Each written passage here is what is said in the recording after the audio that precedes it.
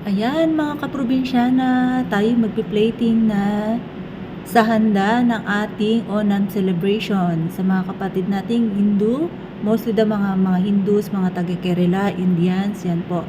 Happy Onam Day celebration po sa inyong lahat. So ayan, piniplating natin ang kanilang handa. So yan, may rice, may iba't ibang luto ng gulay, may soup, may sweetened, may saging pa po yan, tapos yung papadam nila, at may mga dried sweetened din po. So ayan, yan po yung handa nila sa Onam celebration. Yan daw po ay inihanda bilang mainit na pagtanggap kay Haring Mahabali. Kasi si Haring Mahabali daw po ay mahilig sa mga gulay, at bilang paghahanda po nila ng kanilang masaganang ani. Kaya yan po ang inihahanda nila sa tuwing Onam Day nila, pagsasapit ang kanilang Onam Day. So happy Onam celebration!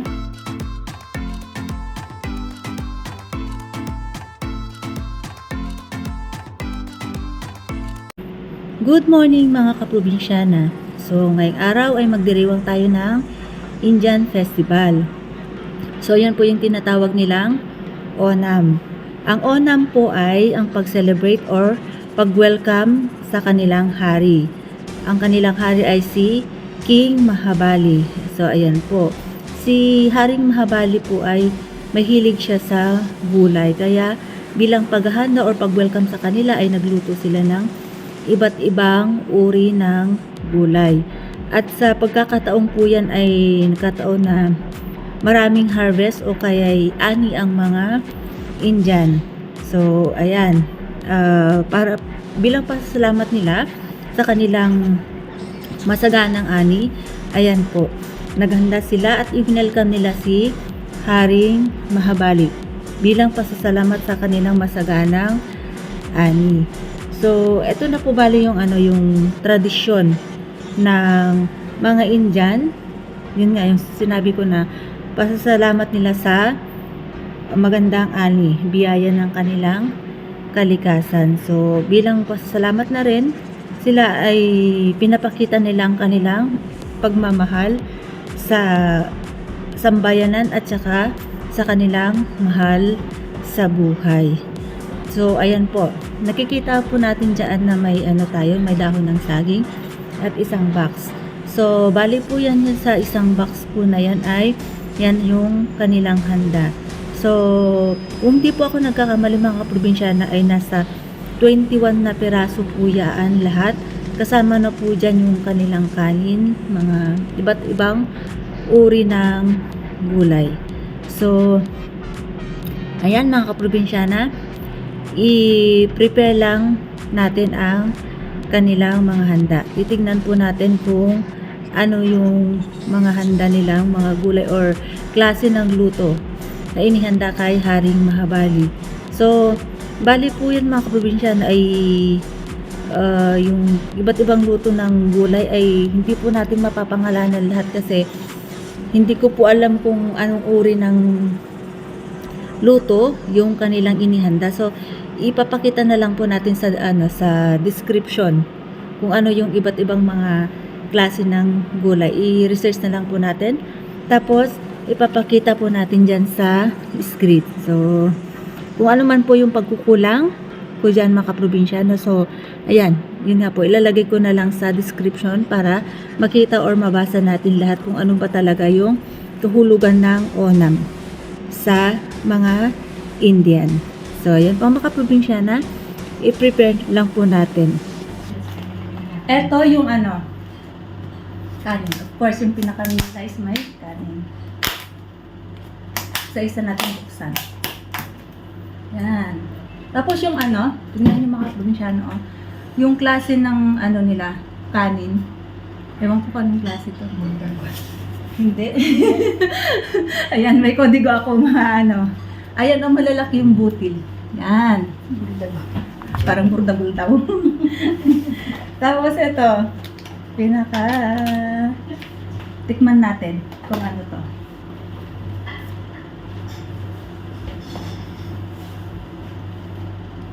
Hindi, ito yung ano nila. Matamis na una ko na yung matamis. Ito yung matamis. Ano yan, panghimagas nila.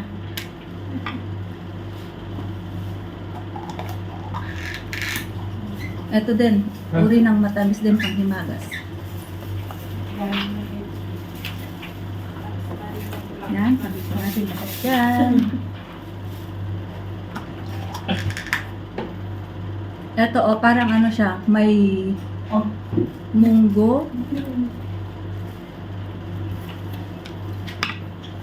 Parang munggo na may ano, na manghang. Yan, kasi ang India po mahilig din sa manghang tayo ganun. Tapos ito yung paisam nila matamis din. So, tatlong uri yung matamis. Ito, yan. Tapos, ito. Papakita ko po sa inyo mamaya kung paano yung arrangement niya. Ito yung pinakasabaw. Yan.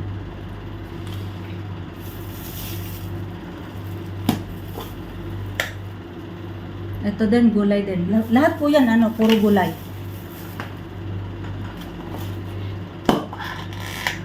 Ito, parang munggo. Ayan mga probinsyano, kaya ko inaamoy para makilala ko may ko sa iyo kung ano yung anong klaseng gulay. Ito siya parang may carrots. Yan. Tikman natin isa-isa mamaya. Ito ay sabaw din.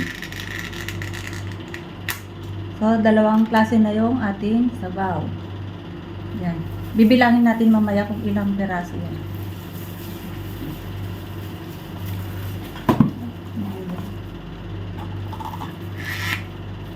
Ito, parang sabaw din yata kung matamis.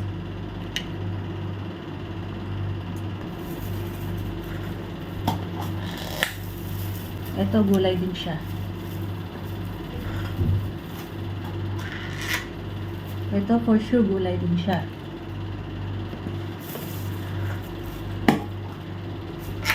Ito, matamis.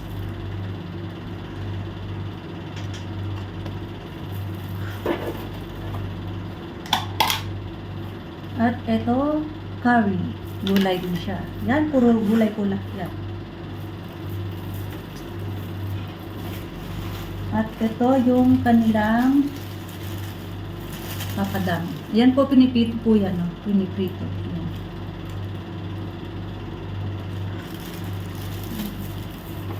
Tapos, meron po dito yung parang pinaka-spices nila.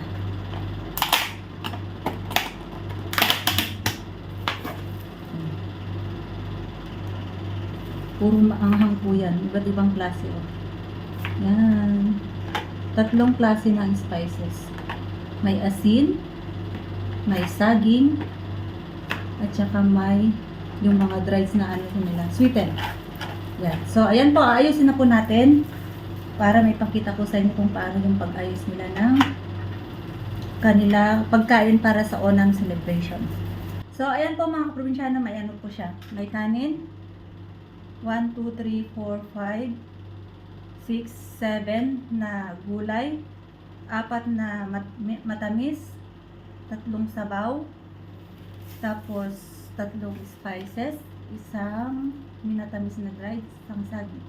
So, ang kabuuan niya ay 1, 2, 3, 4, 5, 6, 7, 8, 9, 10, 11, 12, 13, 14, 15, 16, 17, 18, tama nga, 19 po. Tapos, ibilang natin yung ang tawag dito, mga dry na halo natin, 19, 20, 21. Yan po. Kaya nakasabi po dyan sa history na is 19 to 21 na klase ng gulay na inihanda kay Haring Habani. So, yan po mga kaprobinsyana.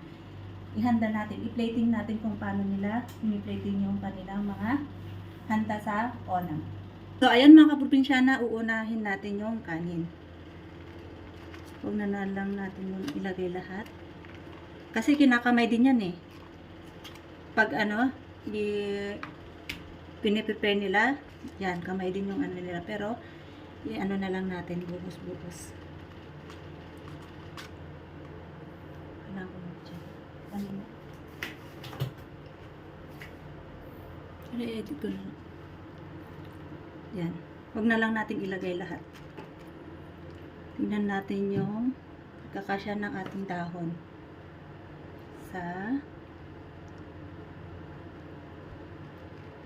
Ilagay ko na lang po dyan sa ano kung ano mga pangalan ng gulay.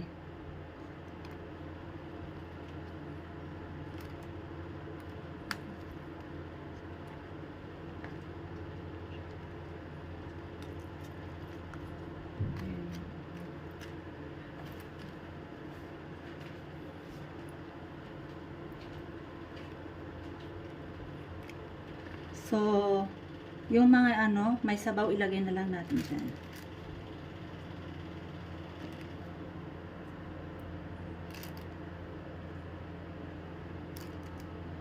Ayan.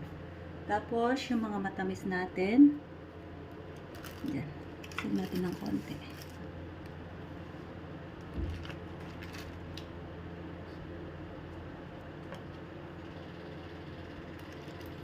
There, ganyan po yung pag-ayos ko ng ano. Ilagay na lang natin lahat yung kanin.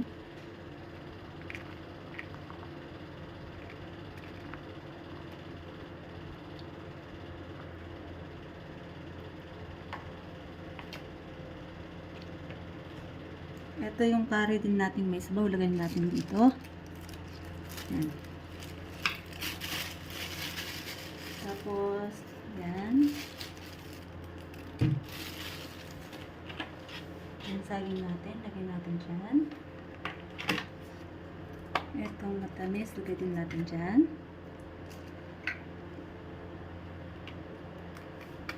At yung ating mga spices, dyan.